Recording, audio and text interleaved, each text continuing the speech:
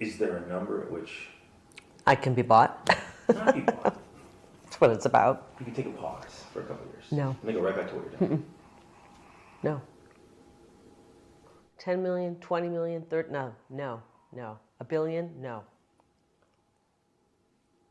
This is not about money. This is about our country. I think it's disturbing that they would even, that anybody would think this is. No, to be fair, even me, I'll say this. I want a fresh face right now for the reason that I've never seen anyone, I can't think of a single person in a federal race who's lost, ran in and won. I can't think of it. If you can think of it, let me know. I am not going to let these people who hate our country tell me not to run. What's going on, everyone? Sasuke here today. As you just saw, Kari Lake has just exposed Arizona Republican Party Chair Jeff DeWitt for attempting to bribe her not to run again. Now, this is something that's been, I think, very heavily known, that it seems like the establishments, both in the Democratic and the Republican Party, are beholden to the donor class.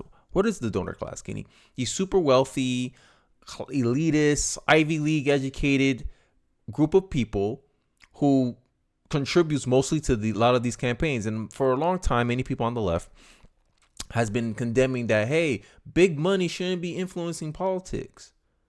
And I think conservatives are now coming around and saying, yeah, I think you guys are right. I think there's a corrupting nature with money.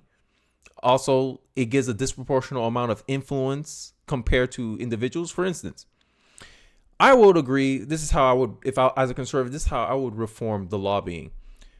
Corporations, entities, just like a flat tax, there should be a flat contribution rate for any entity, regardless if you're a super PAC, regardless if you're a wealthy individual, poor individual. I think it has to be at least maybe $1,000 per campaign, because this will cause these candidates pressure to show up to debates, because, you know, you want to get to in front of as much people as possible, right? And I think it'll be a more realistic measure of how much support is behind a candidate. Now, you think a lot of politicians will go for it? I think not. And this is something that's a problem for the establishment parties of today right now. This is not a left or right. This is establishment versus anti-establishment. So if you're a populist like I am, you kind of agree with me, like, yeah, these people in the leadership class, they don't want to change their ways. But I digress. We're focusing on Jeff DeWitt, and he has breaking. This was a couple of days ago. I kind of wanted to wait to see if this tape was true or not. And based on the actions that Jeff DeWitt did, it kind of confirms that the recording is authentic. Breaking: Jeff DeWitt to resign as Arizona's Republican Party chair after recording revealed he offered Kari Lake a bribe not to run for Senate. Now, this whole thing's insane. Basically confirms we're not a democracy, but rather a oligarchy operating under the guise of freedom. It comes from BlackRock, most likely. BlackRock exposed. Excellent investigative journalism by Jeff O'Keefe, right? And this is how much big donor has influences on politics, right? And the funny part is, many people is like, oh, Vivek's a plant. And I'm gonna do a video later on today kind of exposing that narrative, that when someone comes up with some integrity, when someone comes up with, they actually believe what they're saying, we've been so, I guess, let down so many times that now we are skeptical of anybody and everybody, warranted or unwarranted, right? So yeah, he got caught on a secret tape. As you guys know, it's been circulating for a while, but if this is your first time hearing it, Kari Lake is a popular voice and personality in the conservative movement.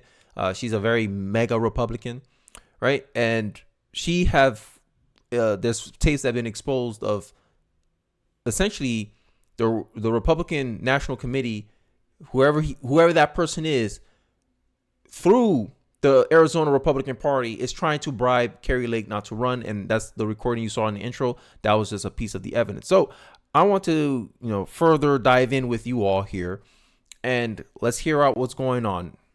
Let's take a look. Call them and tell them to get behind me. So what's going on? I'm assuming this is our friend. This is back east. There are very powerful people that want to keep you out. Oh no, they do. but they're willing. Don't this sound like a superhero movie? Like, you can't make a better plot line. This feels like a movie you're watching, right? Let me know in the comment section if you feel the same way. This feels like a movie. There's some very powerful people who don't want you to run. That sounds like a line out of a script from a movie. You can't make this up. And I'm pretty sure this happens in the Democratic Party. It's just I don't think no one has enough integrity to actually expose this out of the Democratic Party, because in the Democratic Party, the committee has way more control over who gets nominated, who gets their job. There's a reason why Bernie Sanders lost, even though the voters voted for him, right? And that's not the case in the Republican Party. The voters have a lot more leverage in the conservative Republican Party than Democrat voters have in the Democratic Party, right? So the politicians have to play along. Look at all the biggest talking point I got to validate my narrative, my perception on this is what happened with AOC in 2015 or 2016. Sorry, I'm messing up the dates. 2018. AOC and the squad tried to do what Matt Gaetz and the Freedom Caucus did to the Republican Party. Look at the results. Now, if you look, Bernie's in line. AOC is the biggest young face for the Democratic Party, because they have to get in line or they lose power. Oh, Nancy Pelosi just had to sit down with AOC and say, hey, look, if you want us to keep donating to you, if you want the Democratic National Committee to support you and keep your career, you better stop talking against us.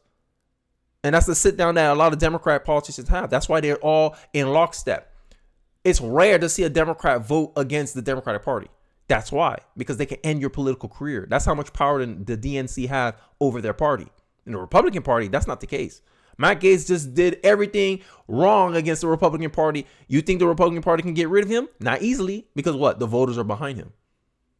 And that's what I'm saying. Like, I don't know. I don't think any change is going to come from the left anytime soon. That's just my thoughts. But I digress. Let's get into it, because this is about the Republican National Committee. Do put their money where their mouth is in a big way. So, this conversation never happened. This is crazy, though. They should want me. I'm a great candidate. People love me. These people are corrupt. Well, maybe you're right. They are right. They are corrupt. Maybe. This never happened. Don't go. Do me a favor, though. I don't get myself in trouble. This, if you say no, which is fine, it's your choice. Don't tell people. They're gonna try to have me murdered. I wouldn't doubt that either. Today's world, man. If that stuff that came out last week is right about the cartel stuff, man. They said the cartel's operating in 50 states right now, like all 50. You know? So what's going on? Who is it? What? Forget the who. Let me just tell you the what. Let's just say there are people calling around saying, "Gosh, no, they can't repeat this. Never repeat this. If you say no, don't." Because say, "I got offered to buy out." So the unaudible parts is him explaining, like trying to tell Kari Lake, don't repeat this to anybody, don't tell this to anybody, don't say this to anybody. I'm putting myself at risk. And he did. I already showed you the article, not an article, but I already showed you the tweet breaking. He had to resign because of what happened in the tape. Now he's saying he got manipulated into talking in a certain way. I don't know how he tried to frame it. Honestly, I don't really care. But what I do care about is this idea that there's a group of people that just because they have a lot more power, influence, and this is true of all central planners, they think they know what's best for you. Hey, the people want Kari Lake, but they're like, no, we want a fresh face. We want someone else. We never seen someone lose an election and win again in Arizona. And that's essentially what they're trying to tell Kari Lake, because they know they can't beat Kari Lake on the merit. Like, if they run a candidate against Kari Lake is going to beat their candidate. So this is why they have to bribe her.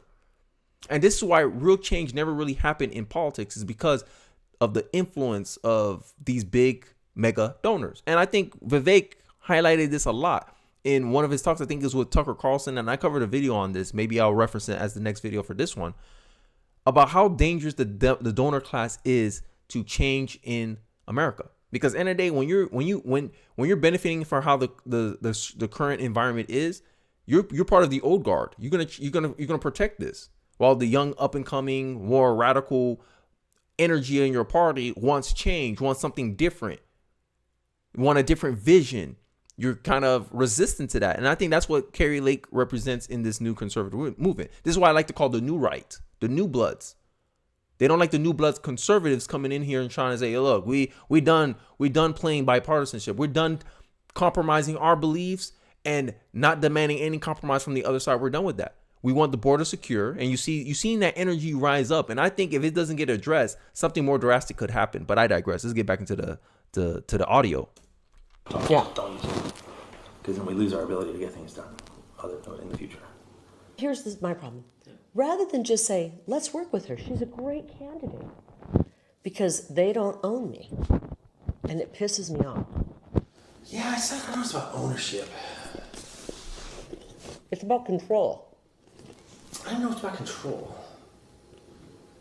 It's about being on the team. I guess that's, you know what I mean? They want to be on the team. They want you to be on their team. But just team. You know? But if they're pushing a globalist agenda, I can't do that. Exactly. What do they want? What do they want me to do?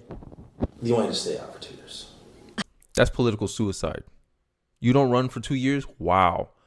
Because this is the kind of thing. I think this honestly goes on in politics, right? Like Joe Biden, for instance. I think throughout Joe Biden's entire career, he always wanted to be president. He had multiple failed presidential runs, and then when he finally got vice president with Obama, after their term, 2016 term, he was pushed not to run. He publicly went out with Obama looking at him like this. Y'all can find the video. Obama looking at him like this, and he's like, "Yo, I got my family, I got this, and I will not be seeking a presidential run." I don't believe Biden did that of his own volition. I think the donor class in the Democratic Party was like, "No, we don't want you running, and here's some money to keep you from running." And I think this is the same proposition that Kari Lake is getting. Right? Now, I think you guys heard enough, or actually, I haven't heard enough. I want to give this video 1 more minute, and then I'll wrap up my final thoughts of the video. But, I'll tell you what I can offer you. But, I said you can do whatever you want. It's talking head, this and that. So, the ask of me was, it's kind of funny. So the ask I got today from back east was, is there any companies out there or something that could just put her on the payroll and give her? So pretty much they say, hey, we can give you a job. You can be a talking head media personality, and we'll pay you handsomely. Just don't run for politics. Don't run for office. I'm just saying, look, it sounds like a scene out of a movie. Like, this is why I didn't believe it at first. I was like, nah, way. This sounds like a movie scene out of some Netflix special that I see my wife watch. No way this is real. And then when he stepped down, I said, oh, I guess it's real then. DC, yo, I regret. I'm mad that Hermit Dillon didn't win. Hermit Dillon, I think her name is Hermit Dillon, the one that ran against Ronald McDaniel or Donald. I forgot her name, McDonald. I'm mad that she didn't win because she wanted to take the RNC out of DC. Because DC has too much influence over the whole entire direction of the country. And DC is heavily liberal, heavily Democratic. This is why they push so hard to make it a 51st a state. So it can have its own senators. Because this will be an overwhelming advantage. It's overwhelmingly run by liberals. And I think this is why conservatives always feel like the Republican Party never protect or pushes their values at the same intensity that the Democrats do for their side. And I think this is why. But let me know your thoughts in the comment section below. Do you think this is real? I mean, it's real. He dropped out. I mean, he resigned. I want to hear your guys' thoughts about the whole Kari Lake situation, corruption, the donor class. What possible solutions can we do to limit their influence in politics? Do you want to take their money out completely? Do you want to do what I propose to do and make a flat contribution rates that's unilateral across entities, regardless if you're a company or individual? I'd like to hear your thoughts in the comment section below. Don't forget to like, comment, subscribe, and I'll catch you guys on the next one. Peace.